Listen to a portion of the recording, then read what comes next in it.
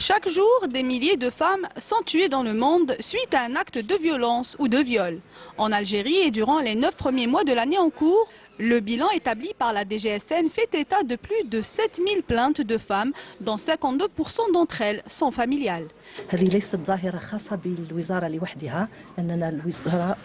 Éradiquer la violence faite aux femmes n'implique pas uniquement le ministère de la Solidarité. Il faut travailler en collaboration avec les différents organismes des Nations Unies et avec la société civile aussi, afin d'établir une stratégie basée essentiellement sur la sensibilisation et la prévention, afin que les femmes puissent connaître leurs droits et qu'elles n'aient plus peur de dénoncer ces actes de violence.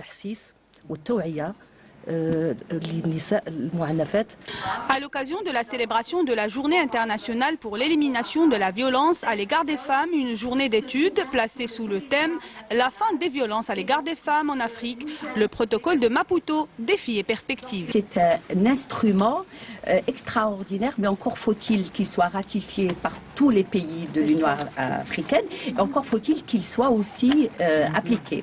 L'Algérie, alhamdoulilah, de par sa constitution, de par le fait qu'elle ait adhéré et signé toutes les conventions internationales relatives à ce phénomène, nous l'applique par sa législation pénale. Ratifié par l'Algérie en septembre 2016, ce protocole a créé plusieurs modifications dans la Constitution, notamment celles relatives au Code de la famille, de la santé et au Code pénal. Il y a eu des changements du Code de la famille où il y a beaucoup de dispositions du protocole de Maputo qui ont été reprises dans le Code de la famille, particulièrement l'égalité dans la gestion du ménage entre les époux, et il y a eu la suppression du devoir d'obéissance.